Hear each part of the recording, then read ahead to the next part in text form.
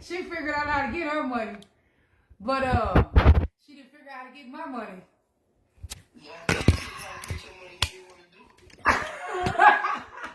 That was crazy, wasn't it? And we're gonna always interview like that too as well. So, I mean, she just Well, Tiffany, since you on this morning, we don't have you on yet, but we try to get you on. I just seen his live. Are you in it now? You ended your live. No, I did it, but go ahead, go back into it. Go back to my page. It's back on. I'm on the doctor, right? I ain't no technical person.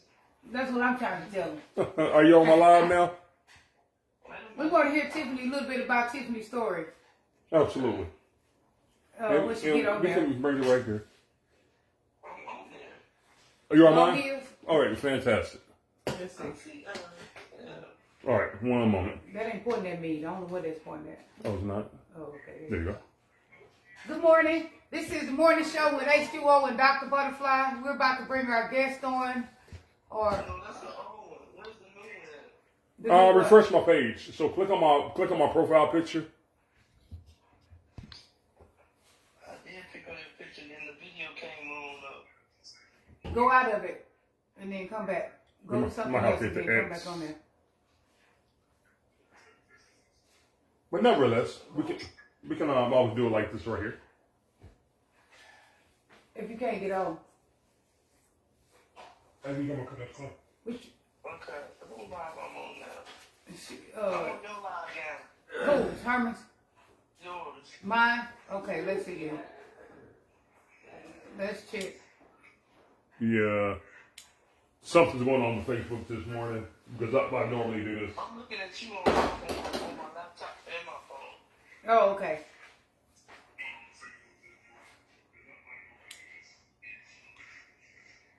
You don't see nobody? Nah. And we do have viewers. Okay. Well, we would love to bring you on live. Try to go one more time on Herman's page. If not, then we just going to keep you on the phone like this. Yeah. If you're all right. Try to go one more time on Herman's page and see if that works. I know it, but I'm telling you to go on his page. Yeah. You know what? This is why I charge people for that, for all these issues. That's how I be feeling. I be clocking my time. Okay. You on his page? Yeah. Okay. All right. try. Let me take a look. I see bring them on camera now on my page. I see it finally working. Oh, is it? Okay. Well, we're not going to try But we that. on his and let's see if it's working.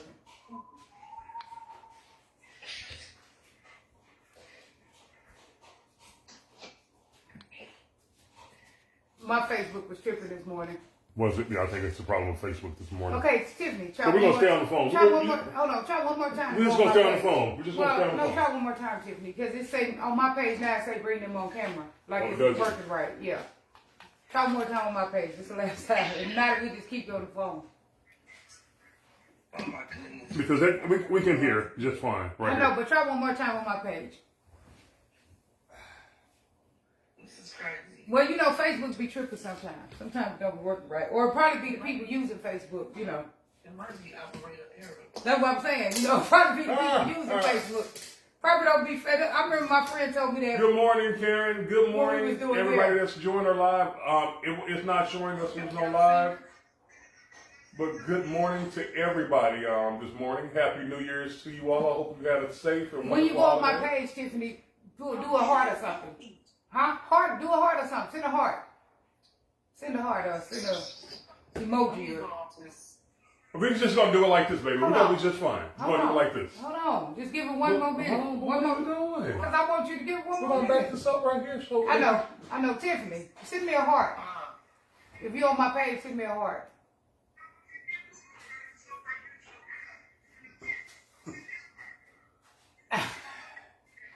Hey, can you turn your volume down on the other device? There you go. There you go. So now let's see. Okay, All there you right. go. We see Let me you bring with you a in heart. now.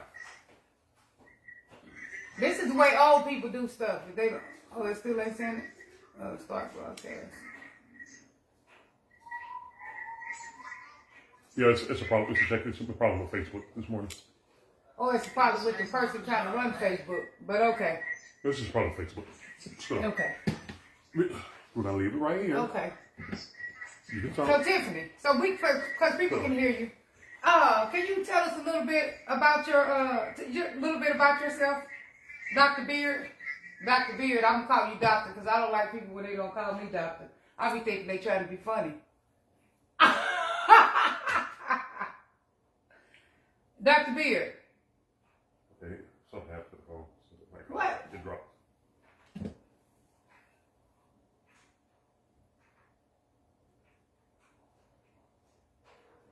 Technical difficulties in the morning. I would have put doctor on there when it's the doctor. Yeah. Hello? Dr. Beard. Anyway, tell us a little bit about yourself, please. Let me mute this computer. Okay. I heard you say that you get offended when people don't call you doctor. You feel like they Well, or something. Well, in counseling, like when they're my clients, I do. Yeah, I'm like, I introduce myself as Dr. B and they start calling me Miss sometimes. I don't know. It don't bother me, really. I don't even tell people like that I'm a doctor. I don't even know. So they be surprised. Yeah, well, I do, because I work too hard, which I know you did too. All them years we went to school and dealt with people.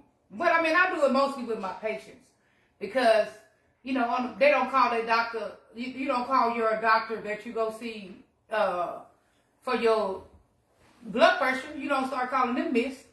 Then you're going to call us Miss because we deal with the brain. We deal with your thinking. We deal with your cognition. We deal with your life. Why you going to call us Miss? It don't bother me. Even when I go places and people say that, I don't know, it just don't bother me.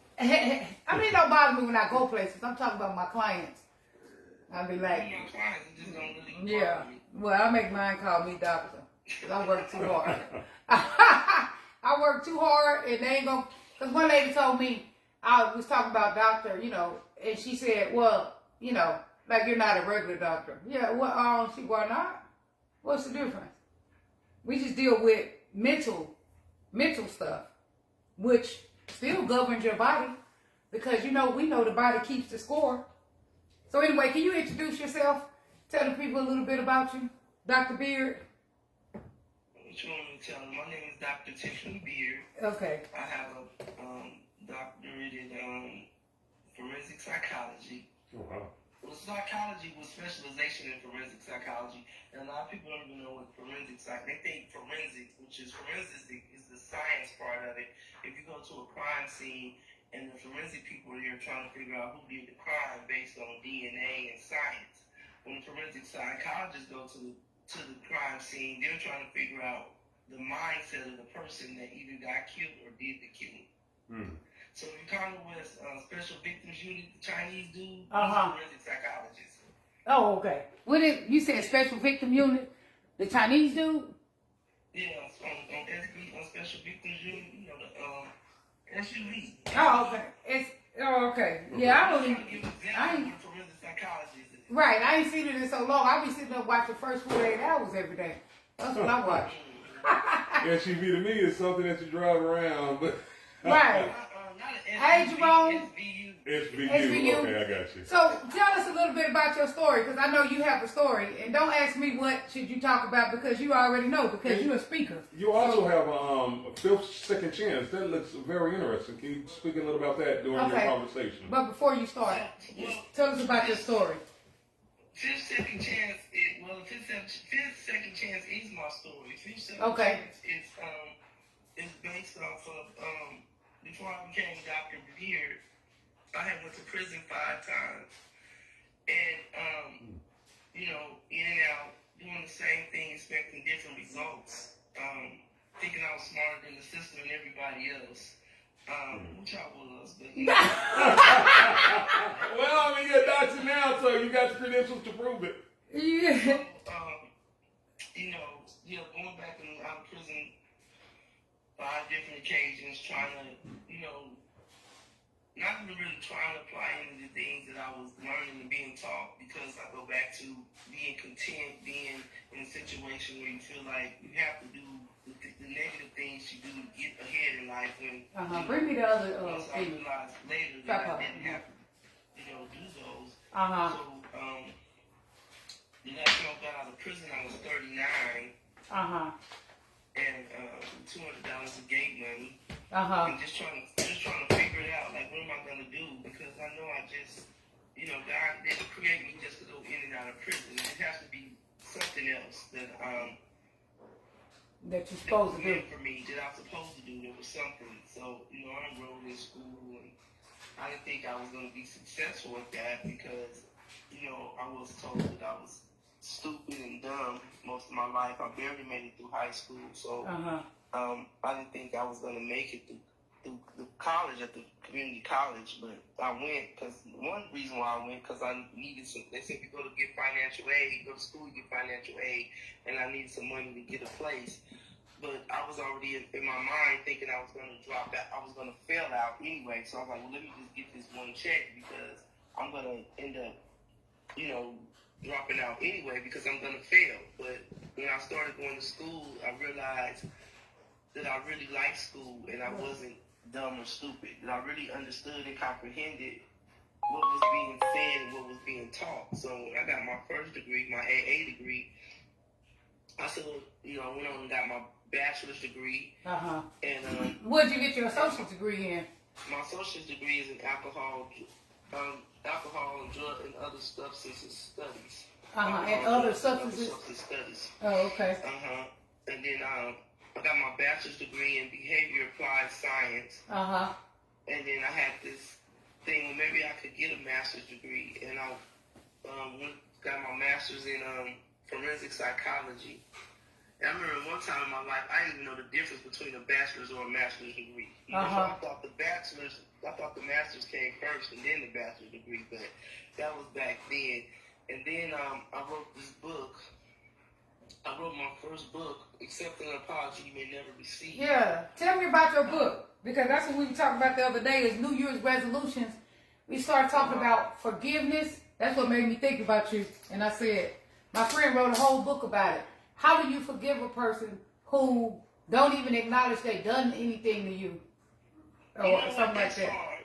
That's really hard for a lot of people. It was even hard for me for some years. But I had to get in my mindset before, I did work on myself, from when I got out of prison and all the things I did over the, did and seen over the years. And I did go to therapy. I do encourage people to go to therapy. I went to therapy, worked through some things on my behalf. And, one of the first things you have to do is first you got to forgive yourself. Forgive yourself for whatever it is. You know what I'm saying? If somebody mistreated you or somebody, whatever. Because in some situations, we're going to blame for the way that the reason why we're mad at somebody. Does that make sense? Because we take on a lot. We don't say anything. When they say, there's no weapon formed against me. And I tell people, don't forget that weapon you formed against yourself. You know what I'm saying? Yeah. Because we get mad about stuff that we allow people to do to us. Because we could have stopped somebody in time or walked away or did whatever in certain situations. But anyway, getting back to it, I had to think about all the things, from when I was sexually abused by my uncle, when I was, feeling abandoned by my mom. Just a whole lot of things that I felt like was done wrong to me or whatnot. And on the sexual abuse, I don't think that people could, especially if it happened as a child, a lot of times you couldn't do nothing about that. Well, yeah, that's why I said some instances. Yeah, some instances, right. But even then, if you read the book, I talk about how I made that phone call to that uncle, and I told him I forgive him. And he was like, why you forgive him?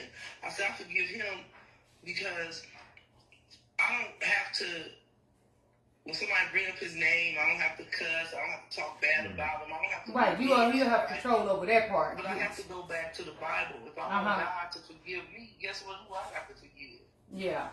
You know what I'm saying? You holding around a lot of guilt and a lot of unforgiveness for what? What are you holding it on for? I like how you said that. You don't have to harbor. You don't have to keep it with you. It happened to you, and it was not right. It was wrong. But it's up to you to keep it with you for the rest of your life, and to be mad and angry every time you encounter the situation. Be so mad and angry. I got people that deal with that right now. They still mad about something that somebody did to them 18, 20,000 years ago. You can't go back and unchange that, so why are you still holding on to that? Let it go. Yeah. If they apologize, fine. If they didn't, that's fine too. I've had a whole lot of people didn't apologize to me. Okay, fine. My feelings was hurt or whatever, but you know what? I'm going to move on. I know that I don't have to go back over that bridge again. I can take another bridge, another route. I don't have to hold on to that and have that anchor me down and I'm mad and upset and disgruntled behind what? Something I can't change. Right. So, you know, in the book, after each chapter, I talk about prayer. You know, get to a higher power, no matter what that may be. And pray on it, meditate on it, and move on. Don't let that stuff, people mad at people that's buried and gone. You still mad at this person that did something to you, and they're not even on the earth to even acknowledge that they did something to you. Right. You know. What does it do to you? What does it do to a person when they're angry, you think? When they're mad at people for a long time? What do you think that does to them? It just causes discontent in their lives. Like, you grouchy, you upset, you mad, you're not happy, you're not moving on. So what? Why are you giving that person that much energy over you? There's too much other things you could be focused on. Right. Right. To me, you already escalated. To me, you already escalated. You already escalated, and this first thing somebody say to you, you went off on them, and they didn't have nothing to do with nothing. But it's because you already escalated in your body. You already upset. You already angry. You already agitated. And then you get mad real quick. That's like I used to tell Herman when he used to argue with people. I'd be like, don't argue with nobody else because you gonna end up, if you argue all day with people, you gonna end up mad here. So stop arguing with people. Like, stop giving them that much energy. I really do. I have a client right now, and she came about 3 months ago. And the first meeting I had with her, you know, something in her reminded me of myself. She had been out of prison a few times and different things. And then, which I really don't never, I do tell my clients my story, but usually not on the first visit. They usually come out doing a session or something, or a group or something. So she hey, twin. Go ahead. She just, you so inspiring. I said, I hope it's inspired in a good way. You know what I'm saying? I don't tell my story just to get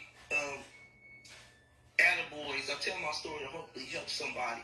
So then, like, when she came to my office like 2 weeks later, she was on some negative stuff. And I'm listening to her because I'm about to be ready to do this treatment plan. And she was telling me what she can't do and this and that and that and that. And I just closed the computer down. I said, what are we doing?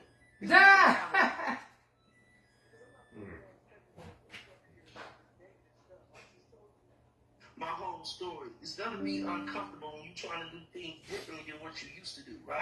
So I told her, like, let's come back next week and maybe get your mind together. You said you just closed your computer because you said, what are we doing here? I'm not gonna do this with you today. So then she said, well, you have to. No, I don't have to do anything. But what I'm not gonna do is sit here and let you wallow in what you can't do, and you ain't tried to do anything. So next couple of weeks she came, she was energetic, she started getting her job and everything. So anyway, fast forward to the other day, we in group, and she all depressed about the halfway house and this and that. I said, look, remember what I told you? You're gonna have to leave up out my office because you have you told me you ain't gonna bring that negative energy. You told me you ain't gonna bring that negative energy up in here. It's 5 other clients in here that you with that negativity gonna spread down to them and have them all thinking messed up and they can't make it and all this because you mad about situations that you put yourself in. I said, because I tell y'all, at the moment the police put them handcuffs on you, you gotta deal with everything that comes along after that. You gonna have to do when you was out there selling dope or whatever you was doing. Life was good and you was great. But now that they put them cuffs on you and you got to live life how they want you to live, now you mad. No, you need to do the same thing. Use that same positive energy. Use that energy you was using to do all the crimes you was doing to get your life on track. I kept telling you about how prison 5 times, being homeless, being this, all the things that I did to get to where I'm at right now. I didn't walk out the penitentiary and become a doctor. I got it from the mud, like these young kids say. They don't know nothing about get it in the mud, for real. But I got it from the mud. You know what I'm saying? To work to get to where I'm at. And you're going to have to use that same philosophy. But right now, go take a break. Go do whatever. Guys, you funny, Tiffany. You like, no, you ain't coming up here with that energy. And so that's a good thought though. Is that you watch the energy that you're around too. You know, you have a choice whether to be around certain energy too. You don't have to stay around that energy. If people coming off with all that negativity, you know, you could be like, this ain't the spot for me. Let me move around. So let me say this. So we have Yeah, say hi to people on the thing too. So we have Twin. He also did some time, and he ran for a position in the city council. And you say you served time, and now you're a doctor trying to develop other people from going down some of that path that you went down and trying to get their life straightened out. That is very commendable. So everybody on here, if you have family members going astray, they can always turn it around. This is not a myth. This is real life. At 39, you can still, so I tell people all the time, I didn't even start going to school for counseling until like 37. But we're going to college. So 39, you turned it around. Let me tell you, people, when I watch TV shows and I listen to people talk, and I hear them say, well, you know I'm a felon, I can't get a job. No, that's a lie from the depths of hell.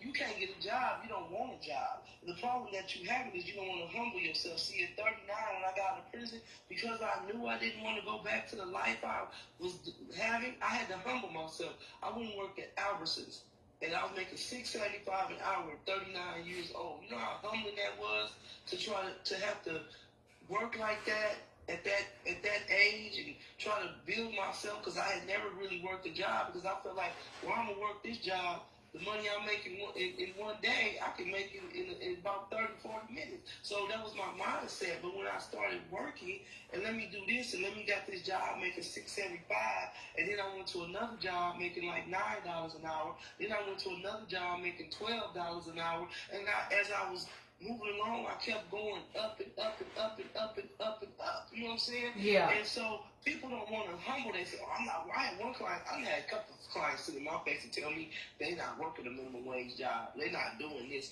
They're not doing that. When you think like that and act like that, that's going to put yourself in a situation where you're going to do something to end yourself back up in prison.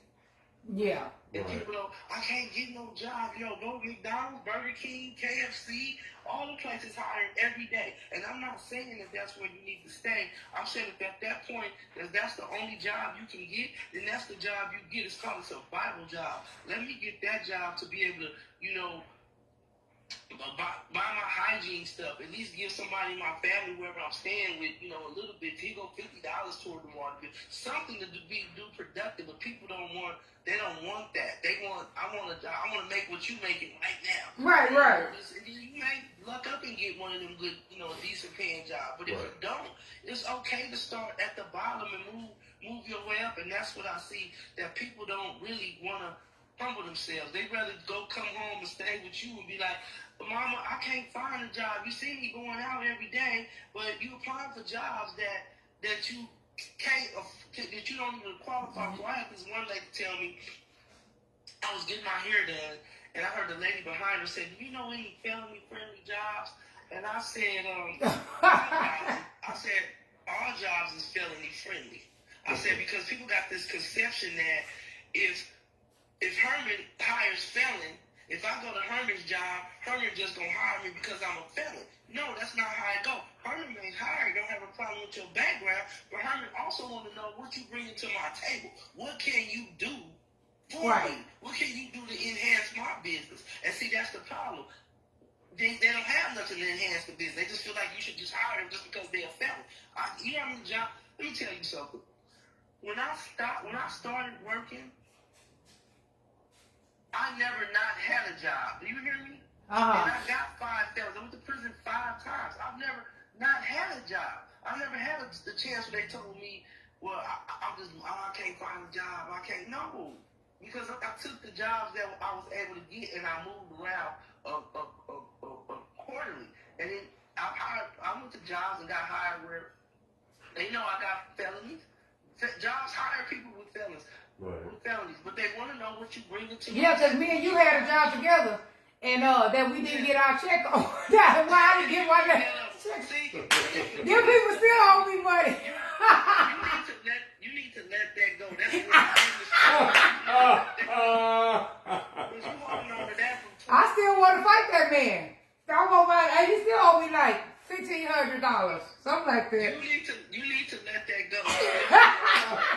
That's what, and that's exactly what unforgiveness is. He actually was 8 years ago. And God is still blessing you. He's still giving you. He didn't give you that $1,500 over and over. Yeah, absolutely. I'm just saying. And that's exactly a fine forgive thing of unforgiveness. Yeah. Hey, tell Tiffany. I see her now. Tiffany, tell us about 5 Second Chance. Tell me about what made you do that. I just told you. Well, tell me about the business, though. Tell us about the business. What is it? 5 Second Chance is based on my life. I went to prison 5 times, so that's why it took me 5 times to get it right. And 5 Second Chance is just, it's to help those overcoming whatever barriers that they have to overcome. Substance abuse counseling, mental health counseling, case management, anger management, parenting, whatever you feel like you need to overcome or work on, we're there to support you and help you in that endeavor. Now we're getting into housing where we have affordable shared housing for those that's overcoming barriers or they need to need to be in a safe environment. So we're just here to try to do our best. Well, how's the housing situation? How does that work? Well, shared housing, you can either share a room or you can have your own room. We have men house, we have women house. So if you want case management skills, we can do that. If you want counseling, we can do that. It's just up to what the individual wants. The people that are there now mostly just want to be left alone and live their life. So, oh, for real? I go over there and I talk to them. They call me if they need something or whatnot or what have you. You said they just want to be left alone and live their life? Pretty much. It's a few older people, so they kind of like in their 60s, so they really not. They really just kind of just want to be left alone a little bit, but yeah. But they got a chance to be away from maybe in their environment and yes. and focus on just getting their life together, their 5 Second Chance. So if some of our listeners are listening and they want to know how can they, they're coming out of a situation where they can go to they need to go to your home, where can they find the information find this information and resources at? www.5secondchance.org. 5 Second Chance. That's what I called it when I got divorced. If you can send that to me whenever you have time, I can go ahead and post that on link with this live. What I'm gonna do, I'm gonna put your picture up and I'm gonna put it in the audio format so that they know exactly who you are. And I'm gonna add the word doctor to your because you are a doctor. Don't, you need make to. sure Hey, you don't give nobody my phone number. Hey, Tiffany. No, I'm giving them. Hey, Tiffany. How do you? Business phone number. Hey, Tiffany, let me ask you a Send me your question. business phone number then. Whatever you want to put on your flyer, I would not give it away your personal. Okay, Tiffany, let me ask you a question. Well, let's say hi to these people on live real quick. Let's say hi to Tiffany, Renee. Good morning. Send any questions you might have. Jerome, Karen. I know I seen Twin on there earlier. Hey, Tiffany, how do you find love after? I seen Al. Hey, Al. Tiffany, how do you find love after 50? Oh yeah. Hold on. And on Harmon's Live, let's see. We got Lisa. Good morning, Lisa. Devin. Good morning, Devin. Barbara. Derek. Okay. Hey, Tiffany. How do you find love after 50? What is it like trying to find love after 50? Let's talk about that. After 50? You trying to tell people my age? You see I'm 35? Girl, anyway, how do we find love after 50? What is it like? Like being... I think you kind of told it yourself a little bit, Tiffany, when you said you were 39 and 625. Right, so we know that was... together. Yeah, we know that was some years back. For real, huh? Hey, how do you find love after 50? What is that like? I don't necessarily know. You know what? One of my You done found love. But anyway. I tell people, women, definitely I tell women, And then tomorrow I'm about to go find me a man. That's where you mess up everything. Tomorrow you're going to find you a man, because I think the Bible clearly says he defines. So that means he defines you. You need to just put yourself in a position to be found. But what are you putting yourself in a position? What type of position are you putting yourself in? What type of man are you really looking at? Looking for? You know what I'm saying? Because I don't want no man walking up to me that's sagging. Yeah. Got blood in his mouth. Don't have no morals and values. No. We're not doing none of that. And I'm not talking down to none of them people. I'm saying what I want. Yeah. And I also need to be what I want. Yeah. The person that I want, I need to be that person. Yeah. So talk about finding love. Oh, talk about finding love after 50. Are you involved, or what's going on with you? Oh Lord, we still. Some of you is probably like, you know. I'm definitely involved. All right, I'm glad you said that. So now, you seen that handsome man that I came up in that place with? Don't play. Hey, that's no problem at all. Now I have another question. See, that was a setup question because I knew the answer to that. So this is the question. I am Dr. Haywood's #1 subject. I am constantly being worked on by this wonderful woman. Now, when she first told me, I'm not gonna lie, I was really bad off. You know, I was like not bad off as far as financial and stuff like that, but like she said, I come in peace, but I'm always ready for war. So now, I'm like that. huh? He don't even come in peace though. But go ahead. He already be ready for war. But go ahead. He come in peace now. I come in peace and I come in peace. Now the words I can pick up, but typically I come in peace. And it's due to Dr. Haywood. She really calmed me down. Man, I used to smoke weed, all that other stuff, and I don't even want to smoke weed. I don't want to do any of that anymore. I am so good with all of that. And do you do therapy on your significant? So let me tell you this. So he will say when we talking or whatever, having a disagreement, and he'll be like, "I'm not one of your clients," and I'll be like, "That don't have nothing to do with none of my clients." But see, I don't know how Dr. Hayward talk to her clients, but I talk to my clients like I talk all day long. Like I don't sugarcoat nothing. I don't get in the office and I start talking prime and proper and all that. I don't even know how. But go ahead. I talk to them just like how I talk, and he be like, "I'm not one of your clients." If I say something philosophical or something, he's like, "I'm not one of your clients."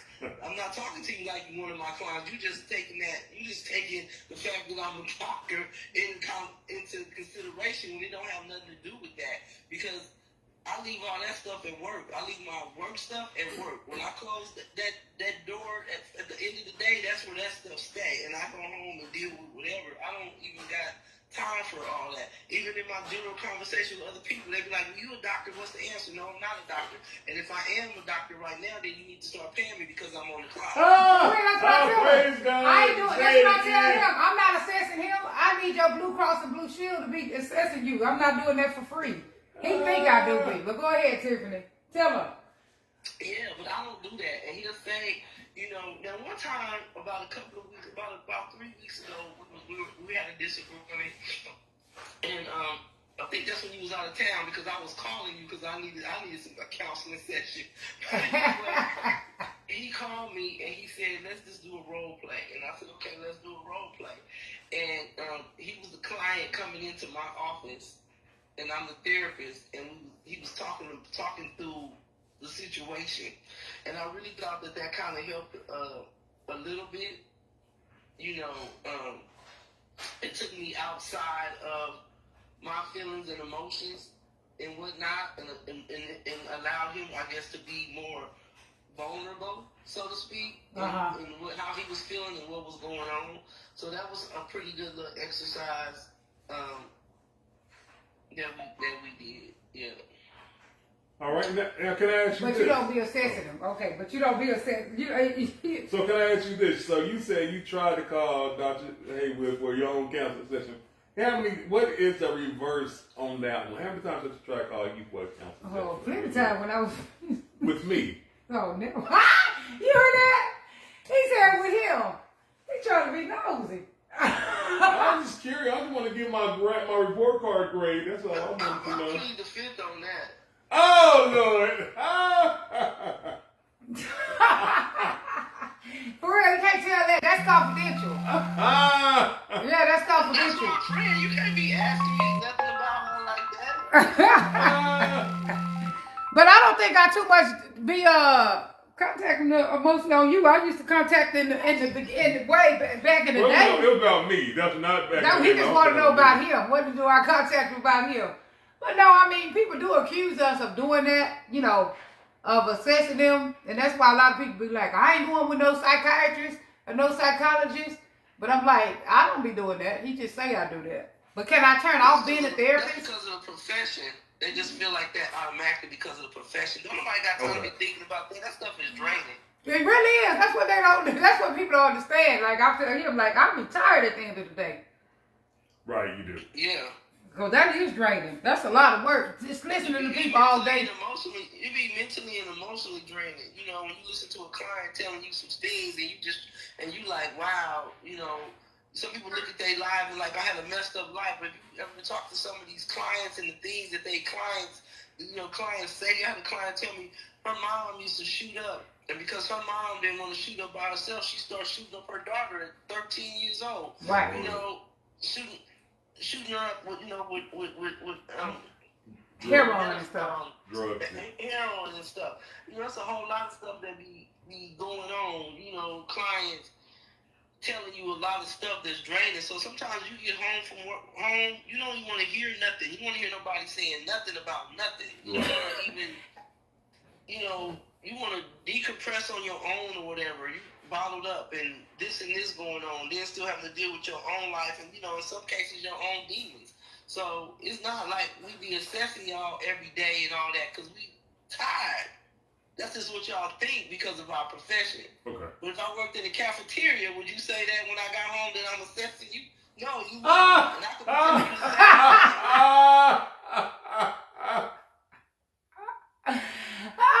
but I told if you were cooking me some cafeteria food, I'm like, you're off work. Hey, look, with Tiffany, I got a session right now because look, this one right here, just like what you just said.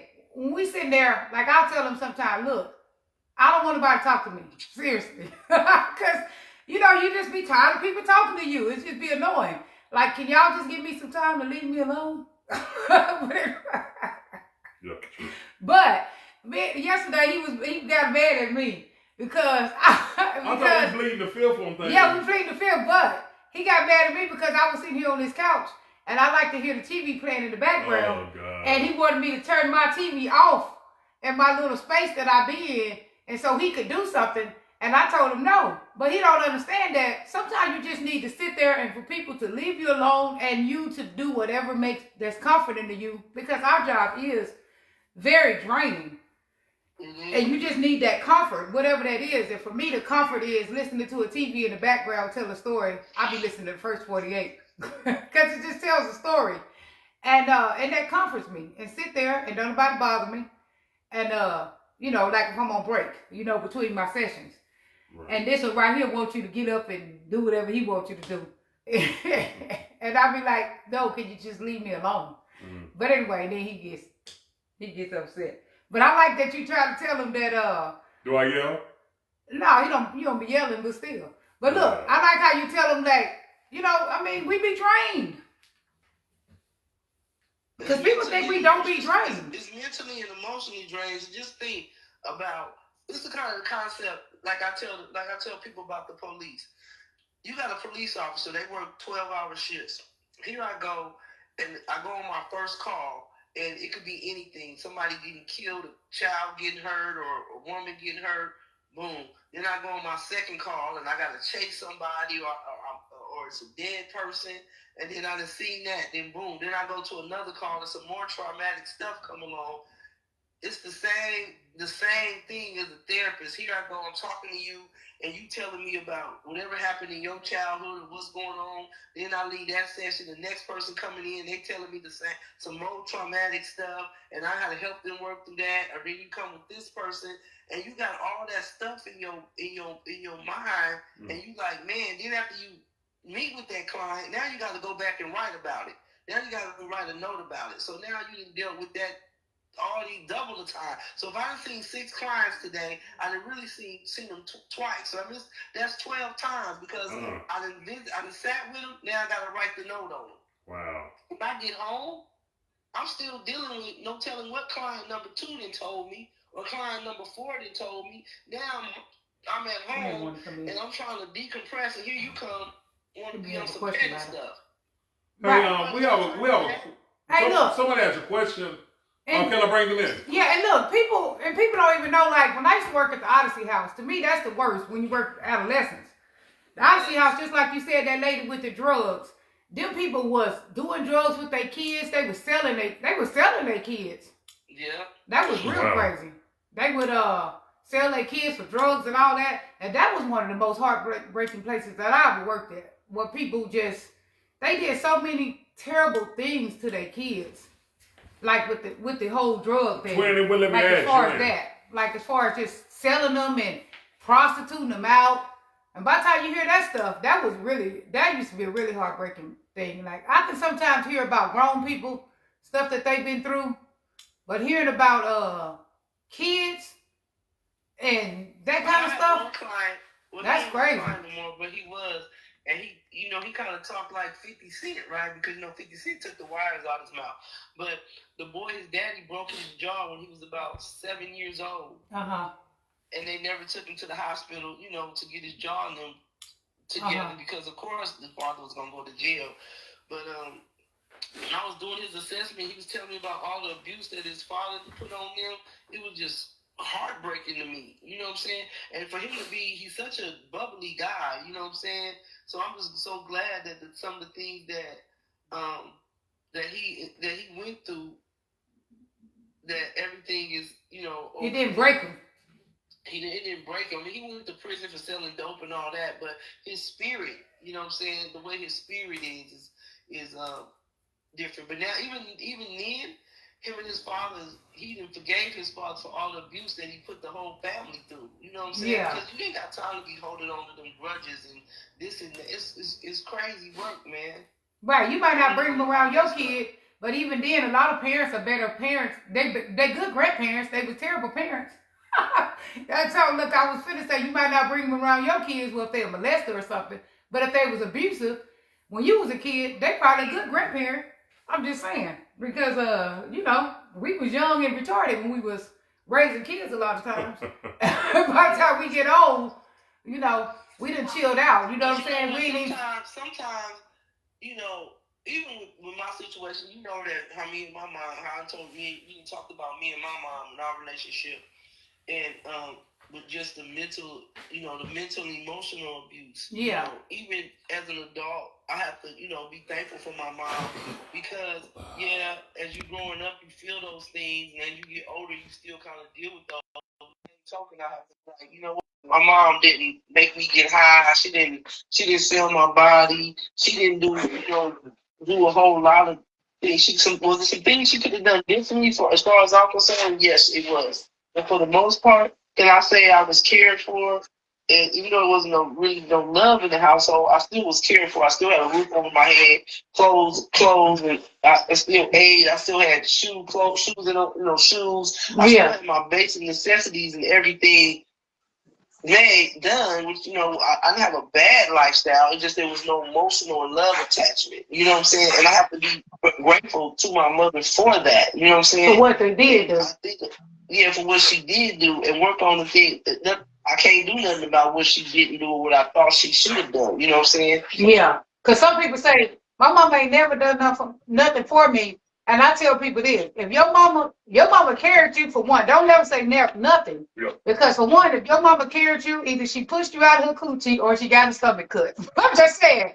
And that thing right there alone is a lot. I'm just saying. Like, people like, or she carried you for 9 months for the most part. Either she pushed you out or she had a stomach cut open, which is could be a very traumatic experience. I'm just saying. And so even that is a lot. But let me ask you a question. What do you tell people? Because this is one big thing that people come to counseling for, is that whole thing. I think. Oh, the whole thing about that. Like I had asked you before. Like the person doesn't acknowledge. I'll be telling people the reason why people don't acknowledge what happened to you is because that wasn't their story. What about that? Like that wasn't their story. Like a young woman, you telling a story from a kid's point of view, it's not the same. It was not the same story that a young woman who's trying to raise kids lived. What do you say about that? It's not the same story. You want people to acknowledge the story, but the story is not the same story for them. They think it's a lie because that's not what they experienced. They wasn't a little 8-year-old kid looking up to their mama. They were, the mother was a young woman trying to figure out how to be a black woman, how to be a woman, how to pay bills, how to figure her life out, how to be with a man, how to do all these things that you got to do as a woman. Okay, we're coming up to the 9 o'clock hour now. But I don't have no 9 o'clock class. Well, we got Dr. Beard over here. That you got on that? Can you stay a few minutes over after 9, Dr. Beard, because we have some questions, maybe. Yes. I just like to respect everybody's time. That's it. Dr. Beard, what do you say about that whole thing? I know we kind of started off with that, but they're not being the same story. They're not the same stories, and you can't. I had my first child is 17. I have 2 children. I have one. My first one is 17. But then when I look back at my mom's life, I think she had me at 17 too. And definitely in a different time and age. And you have to just look at that. You can't say, mothers, and I'm speaking to myself, mothers, we do things. What's going on now? We try to do the best for hopefully, we trying to do the best for our children, right? Yeah. At the time, when I started getting into my criminal activities, I felt like it was the best for my children what I was doing, based on some situations that happened that led me into those criminal activities. And I can look back now, my daughter, go back to I didn't do this and this and this and this for her, but you didn't think about the things that I did do or what my mindset was back then. My mindset was survival mode. Let me try to do whatever I need to do for my children. Make sure they got a roof over their head. Make sure they got clothes on their back, shoes on their feet, food in their stomach. Make sure they had the things that everybody else had, right? Yeah. And I did that without no man. I didn't need no man to do any of that stuff. I needed to make sure that my kids was good. And then when I did have a man, I still did what I needed to do to make sure my kids was good, because my stepfather, if he didn't do nothing else, talk and think. Never count on a man to do anything for you. Make sure you can have and that's not being said in a negative way. What I'm saying is make sure you have your own. And I'm saying this because the example is you and Herman together and he can provide whatever. But if Herman leaves today, are you going to be able to be self-sufficient on your own? And that's what but I don't want to, but go ahead. I don't want to neither. But I'm saying if it happens, you're able to do it. You're able to make sure you got a roof over your head and the things that need to be done. Right. But that's all the things a woman is thinking about. I need to make sure I keep a roof over our head. Yeah, but a lot of them they're not thinking. They think about this man. Right. Because that's natural to do. My mother, I can think of my stepfather and probably about one other guy that my mom was with, because she did focus on making sure things was good at the home front, right? But as a child, I'm thinking like, my mom ain't doing this. My mom ain't, she acting like this. She spending more time with this man than she's spending with me. That's how I'm thinking as a child. But as I grew up and I look back, I'm like, nah, my mom was, she was making sure I was good. You know what I'm saying? She was making sure that I was okay. Now, growing up, now that I'm an adult, I try to implement that in my kids and my grandkids. Like, don't make the same mistakes in parenting that I made.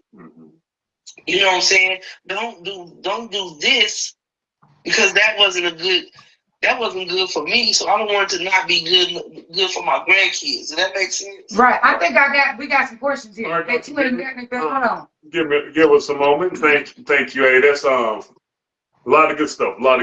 Really. Thank you. So we have Twin online here, and Twin, my first question to you: are you gonna be able to do next Friday?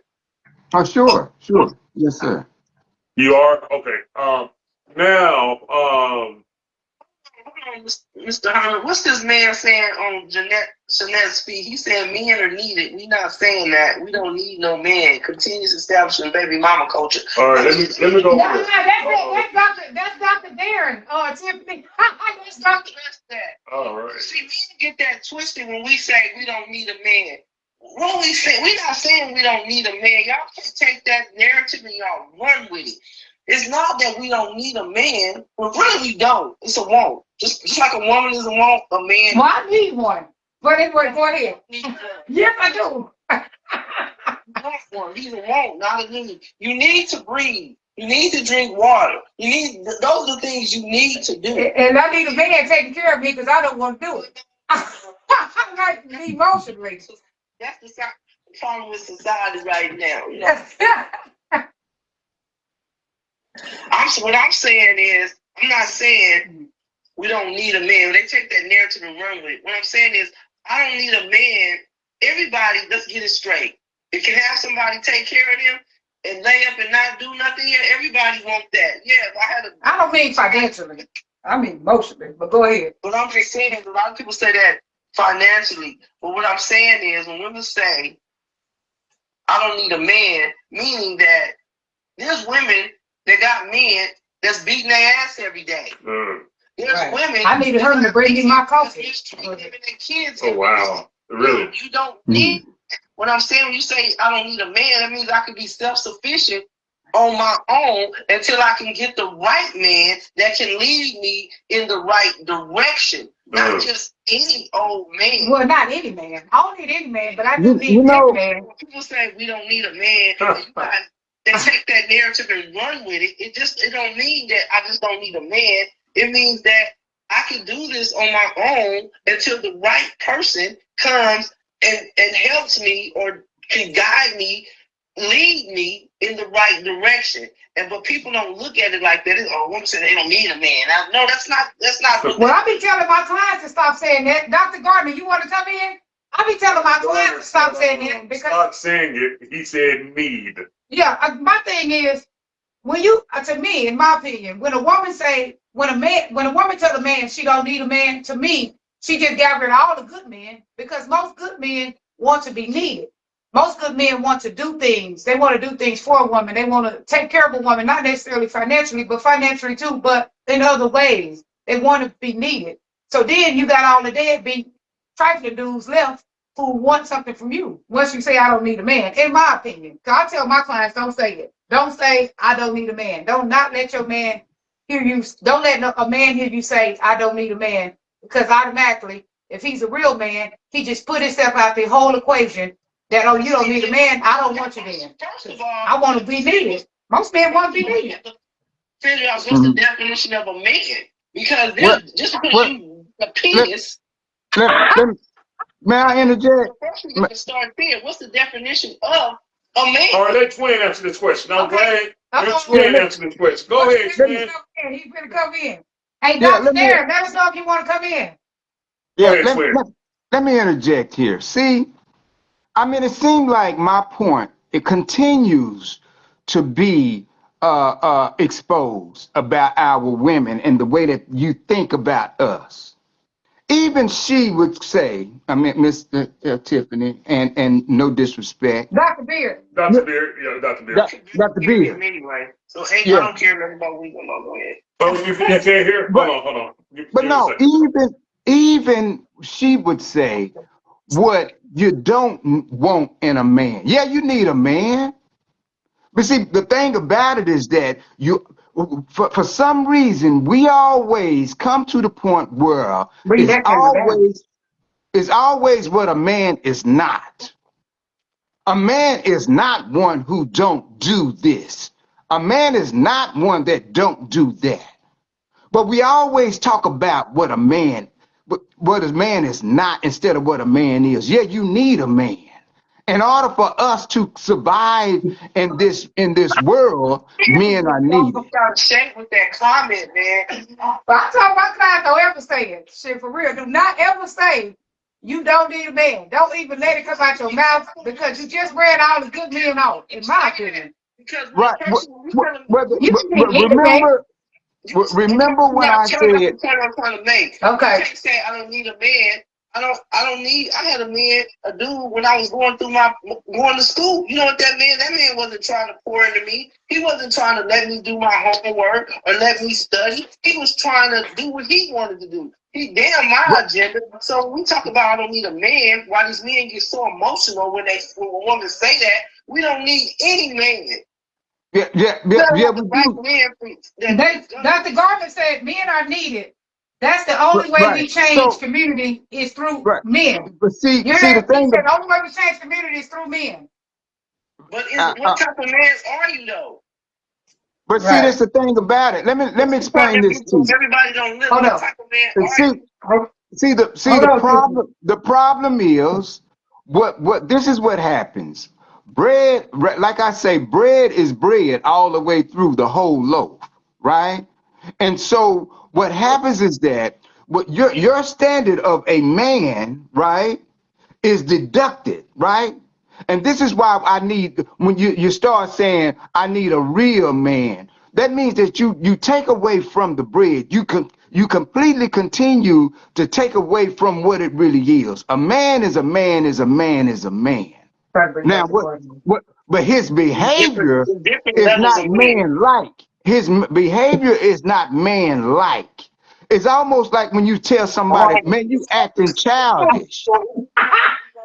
Right? You acting childish because your behavior is not adult-like. About if you a man, be a man. If you don't worry about the next person, is you a man? Is you doing what you supposed to do as far as what you think is a man? Because the next, I feel like the next person is. You know what I'm saying? For me, I've been married. I've been had boyfriends, and they've been some good dudes. Don't get me wrong, because I only looked at one or two aspects of it. But the man that I have now, that's a true definition of a man. Can I let this man lead me? Yes, this man mentally, like what you say, I want a person that shows up for me. Yeah.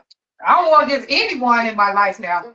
In all aspects of my life, that's what he does. He shows up for me in all aspects. Not one aspect, not two. He shows up in all aspects. So that is a man. That person showed me what a man really is at this late age in my life. Because as other things, I'm thinking, okay, this is a man because he do this and this.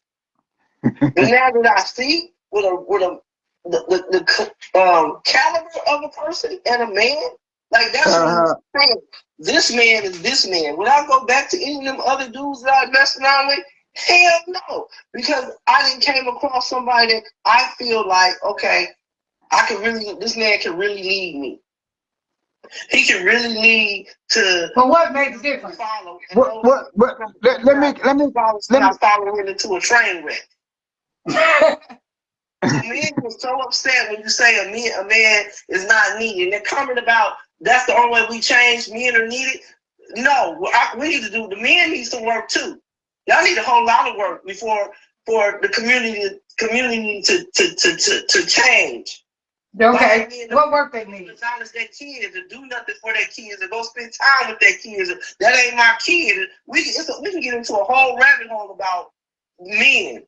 Well, that's not all, man. It's not like one size fits all. Yeah, that's not a one size fits all. I wouldn't deal with nobody who'll take care of their kids. Now, that's not a one. Now, you do have, like, I have a baby mama that is reverse of what I would consider a holiday dad. A dad that comes around Christmas only or Thanksgiving, and they disappear for the rest of the, they come around every holiday, And I'm talking about in a crucial time of their life when they're growing up. Now, once you're adult, then yeah, I get it. Everybody's busy. However, in the critical times of their life, I have a baby mama like that. She only came around once every other month, maybe. And I raised that child on my own. Me and my aunt. Then I had to move my mom in, so I had to take care of my mother and raise that child. So one size doesn't fit all because we can point at the other sex and say this, that, and the other. However, it's just that individual that may be a bad individual, regardless of sex. Well, Herman, this is my thing, man, because this is what I believe. A man is a man is a man is a man. Now, it might not fit what you consider as a man, and this is why I say it is heartening that we continue to allow our women to determine what a man is, right? And so when we do that, and when they go through these relationships that don't work out for them, that don't speak for them, and that don't represent them, they take that and they use that as a standard of what a man is. Now, that just wasn't the man for you, because I done seen pimps, right? That's the perfect man for a so-called hoe, right? I done seen abusive men. That's the perfect man for someone who wants to be touched. Just because it's not for you. The man you are, not somebody else. Absolutely, I agree. 1,000. Huh? The man that you are. Let's talk about the man that you are, is what Dr. Beard said. But I'm standard. I stand on who I am. Okay, I'm You always crazy. and we're gonna have an interview on you twin on Friday, next Friday. But let's talk about the But man that you are. Darren said, but that's the man women choose. Women be infatuated with boys. What about that? And I think there is a lot of truth to that. But you know why? He walked up with his pants sagging. He got 4 girlfriends. And but you know sometimes why? a man with a job can't even get a woman. And that's an infatuation with And that's the caliber man that they like. Right, and that's an infatuation with toxicity. Is what I would say. Because like I said, my son, he be walking around, my oldest son, pants sagging, this and that, and he had 2 good girlfriends before he went to jail. I'm just saying, and it ain't like he's a bad person, but I used to tell the girls, I say, he's not gonna do nothing good for you. I said, don't waste your time with him. He don't have no goals. He not trying to go nowhere. Just walk away. Remember, I told you right now he ain't got nothing going on with his life. Like, why would you waste your time? He just gonna try to get you pregnant, and then they got a baby, and there you go. I mean, whatever. I just didn't get it. You know that old saying goes.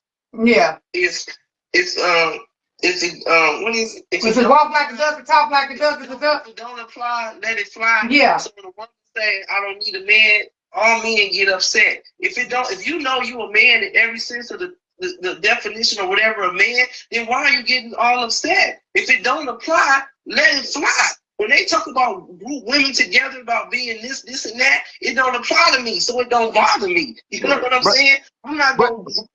So if it don't apply, let it fly. If you're a man in every sense of the world, or whatever the case may be, then let it fly. If it don't apply, let it fly. Right. But see, this is the problem. Dr. Gardner, because here's the thing. What kind of wherein lies the problem. We just talked about women around men to beat their kids.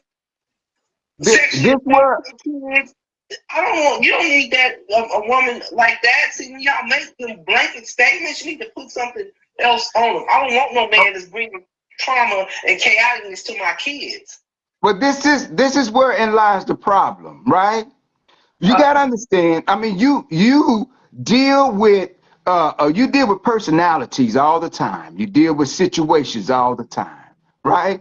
We know and understand until we get our minds right, ain't nothing else gonna be right. If me as being a father, if my mom didn't say, twin, I need for y'all to be men, right? We would never have that mindset, that concept. I need for you to be that, right? Our problem is that we don't adhere, even doctor, If you made your child, you tell him, I need for you to pull your pants up and be a man, right? And you told those young ladies to make sure that they tell him, I need for you to pull your pants up. This is why we become lax and we let things go. I was listening to you earlier when you said that, oh, I forgive and I let go. But our problem is when you forgive and let go, you let that person go and do the same thing to them as they did to you, because we don't make sure, we don't nip it in the bud before it grows, until what we start being, becomes common to us to see a child sagging. It become common to us to see a man not taking care of a so-called man not taking care of his child. It become common to us for us to look at abuse. It become common because we didn't need for them not to do those things. What we did, we talked about them and we shunned them and we pushed them out. So now we got that problem that is now common to us to not be men. Just like it is common for our preachers in the pulpit, right, to be predators in the pulpit, right? Are you following what I'm saying? It's not common. It's not common for our lawyers to lie to us. All right? So again, we are the reason why we don't need men. It's because we don't make sure I that do. they That's not be saying there. we, because I do. No, what I'm saying, the mindset Yeah, of the our mindset of women, community. yeah. But I tell all my clients don't never say it. That's what I tell them. I tell my clients don't Exactly. never say that. Don't never tell the man you don't need a man. Don't even say it. Right. Because Because you'll you do never need a get one. man. You might If you not need don't need any it, man, but you right. need a man in your life who's uplifting your life and who has some direction, who has some direction about where he's going, that, that can lead, Right. that has the ability to lead. You do need a Right. man that has the ability Doctor, to lead. You don't need any man. Dr. Gardner. Yeah. Now, had you That's what met I'm your saying. your man No, way Dr. back Gardner then? said women choose men, pick better, interview better, and this is true. Interview better, all this discernment, and women choosing wrong. Women are born with that discernment, or we had a discernment. I'm not gonna say born with, because you don't have it when you're a baby, but we still choose wrong because some of us are, have different. I don't know what some people be doing, really, to be honest. Some just have different ideas, but I don't know. I don't know what some people be thinking, what they be thinking. They feel like they gotta have a man. They just accept any man. Yeah. And he said, baby mama culture is killing our community. That's what Dr. Gardner said. Culture is killing our community too. What is it? What else is killing our community? Baby daddy? Baby daddy culture. Right.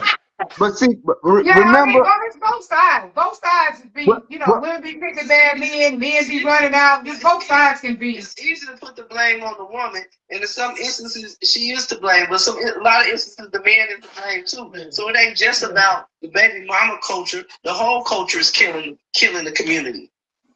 Right. exactly. Why?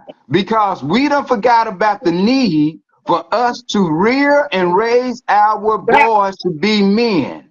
We done forgot about the need for us to raise our young women to be ladies.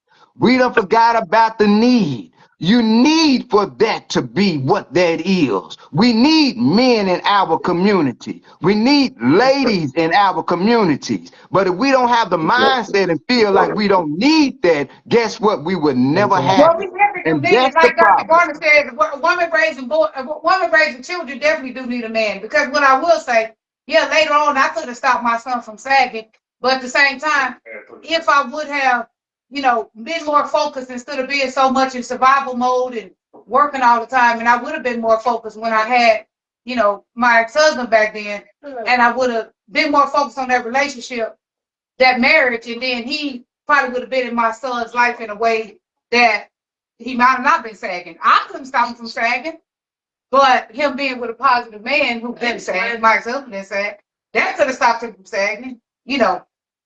But My I'm just son saying. just want to. So My son want to come I inside. think Everybody. I mean, definitely we do need a man. And if we got kids, we definitely need a man. But I don't even have no young kids, and I need a man, which I got one young child. That's my 16-year-old daughter. And but you know, I still need one. I do emotionally. And for the you know, just as a like they say, women are men's helpmate, as a friend, as a you know, comfort, you know, so many different ways, so many different angles. So I don't never say I don't need a man because I know personally I do. But Right. it's just that, The but world not do, any man. right? But that is true. I don't need any man. I don't need a man around Uh-huh. that's not doing nothing. I don't need a man around that you know that's not a helpmate. I don't need a man Right. around that don't know how to lead or don't want to lead or whatever. I don't just Uh-huh. need a man Hey, around, and I hey, do not hey, have hey, just a man around. Period. They doctor, can't be doctor, around me. doctor, doctor. I don't need You no came lazy man around me. right, doctor. You came from a man, right? You didn't come from mama. You came from daddy. You came from the man, right? Hold on. Hold on. What did y'all say? Y'all both said we was talking at the same time. Oh, I was saying that you came from the man, right? You didn't come from mama. You didn't come from the woman. You came from the man, right? But Are I you, don't know about that. You said right, you came from a mother and father. I mean, no, one no, no, no, person no. can't You make the you kid, came from the man. You came from the man, and the right? woman too. I No, no, came no, out the no. woman's womb, and But the wait, woman's womb of her belly. but You came but you from. can't. You came from both. She needed You the egg, came. You and he came. needed the sperm. Yeah. You So came from you the came from man. You both. came after woman, right? Huh? Say that again. You came We from the going back man. to You the came science. after woman, So if we go to science twin right now, Right, the woman huh? only a ain't man had no kid, cannot like I said. impregnate himself, but they have science where women can impregnate themselves. They have some species where But it females came from a man. is the only. But it came You from a think it's man. fun? However you want to look at it, it still came from him. After they get pregnant. So But we got to tread easy on these Okay. topics because they have science where We all need each other. we Put it need like each that. other. Right. That's that, why and this mankind. is my point, right? See, the point I'm trying to make is that Baby mama we and need baby to. daddy culture is killing our community. I'm gonna say both. Baby mama, baby daddy culture is killing our Well, community. But not You just know that, but we why? don't need each other too. It's killing our I'm gonna community say because we all need each toxicity. other. Well, no, Toxicity no, is no. killing Let me. Each toxicity person is right for us. Put it is like killing that. our culture. It's about We toxicity. Toxic Drama. activity is killing our culture, and we cannot pin it Right. on the sex of an individual. It is toxicity out of a toxic person, And we whether like that's male or female. right. And we like toxicity. A lot of us do. And so we what? cater to toxic drama. There'll be some toxic drama on there. We gonna share it. We gonna like it. We gonna go read. We gonna go watch the conversation. We gonna play that stuff. You know what I'm saying? And that stuff is feeding in our own brain too. So a lot of us like toxic drama. So I was Well, with him. we But it's become men or women. It's toxic. You know, toxicity is killing the community. we've become comfortable with that. And Yeah. one of the things is this, when we say baby mama and baby daddy, that within itself is a negative True. connotation, right? But again, we become comfortable with negativity, right? Just like Yeah. we become comfortable with the mindset and the thought that we don't need a man. We become comfortable with that. And Okay. when we become comfortable with those thoughts, we become comfortable with that behavior. We're gonna let y'all give y'all ending y'all last words. Cause Oh, I'm all supposed to be off today, but I'm working today. For whatever reason. I'm crazy. But I don't know how I work that I'm supposed to be off. But we're gonna let y'all give y'all last words. Give us some last words. And then we're gonna let Dr. Beard pray us out. Go ahead. all right. Yes. The preacher pray you out. Okay. Well, anyway, give us y'all last words. Let the man Uh-huh. pray. I'm gonna make I'll bring it out. I'll bring it out. Herbert said he'll I'm do gonna make it. it Go real. ahead. I'm Devin gonna make said it hi. real simple. Devin said hi, Uncle Twin, and Devin said hi, Tiffany.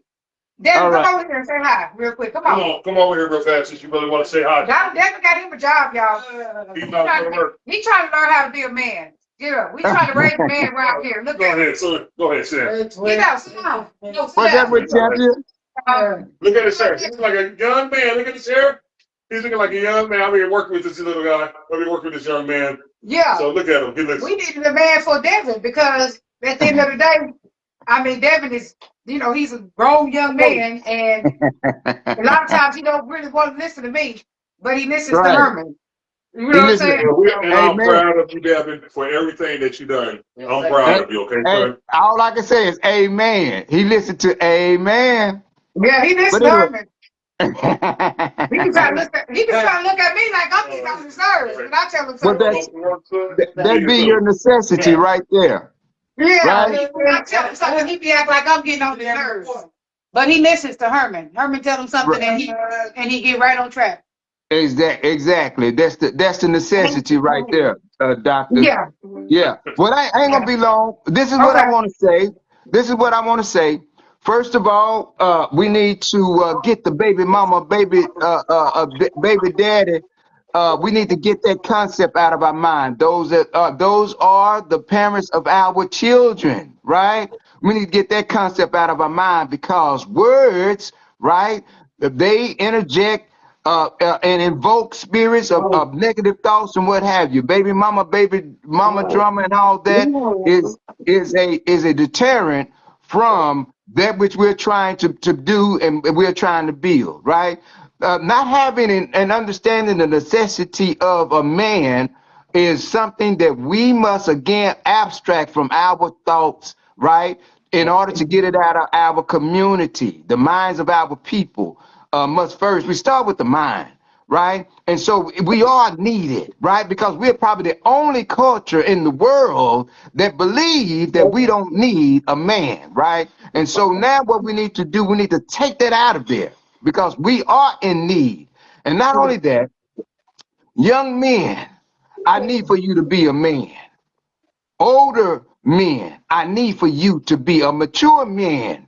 I need for you to be a man. Whatever that may be to you, right? And young ladies, I need for you to gravitate and understand what that is, first of all. Understand what man is to that individual or that particular man.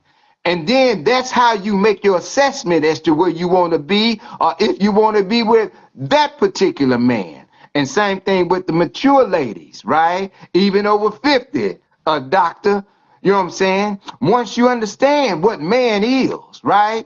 Then you gravitate and it's almost like you know what kind of car you want in your mind. You recognize that car, recognize that man as well. So you can stop saying that you don't want no man when the car breaks down, right? You fix it. You fix it. We're gonna let Tiffany have the last word on this, twin. Thank you. We're gonna see you Friday, twin. We're gonna see you on Friday. Okay, see y'all later. What you say, Tiffany? I'm gonna read a couple of comments. Huh? You don't have the last word? Okay, I'm gonna read a couple of comments. All right, thank you, Doctor. Hold on, Dr. Beard. Hold on. Well, you can get off, but I'm just gonna read some last comments. All right, Dr. Beard. Thank you so much for coming on. Have a wonderful day, Dr. Beard. Thank everybody that go through the thing, and thank everybody who was on here, and then we read the comments. All right, twin. Again, I'd like to say thank you again. Dr. Dale just said that's why men are needed. Perfect example. I think he was talking about with Devin, and that's true. I definitely need one with Devin because, to be honest, I don't know, and it's not any man, but I needed Herman with Devin because they get along really well, and he listens to him. Now, did I need any man? I didn't need any man because I feel like, my ex-husband was kind of like, when Devin was starting to get into himself a little bit, like that was a problem for him because he really didn't want to. He only wanted to do things that was very comfortable and very easy. And so when Devin started having a problem or two, I felt like, it was going to actually create a problem in the relationship, in the marriage. So not any man, true, but people need a man that's for them. I feel like that, So anyway, he said that's why men are needed. Perfect example.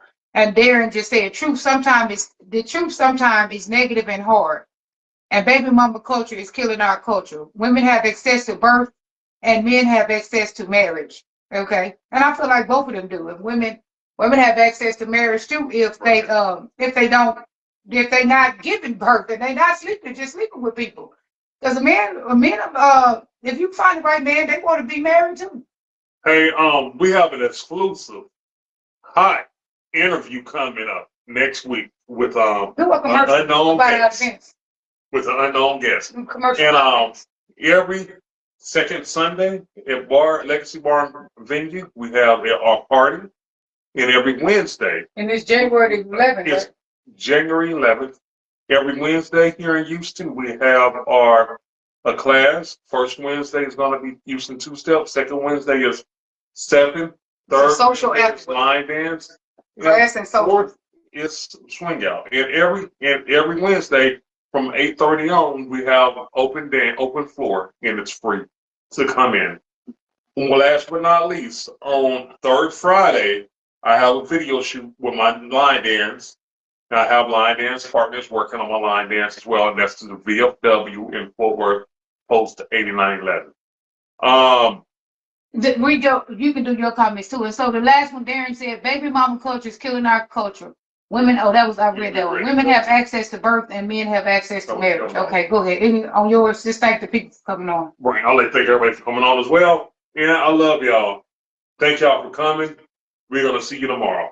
See y'all soon. No, see you Monday. Sorry. Oh, yeah, Monday. Yeah, Monday. Unless she starts dancing or whatever. But see y'all. Peace out. Love y'all. Bye. Oh. Wow. Look at this.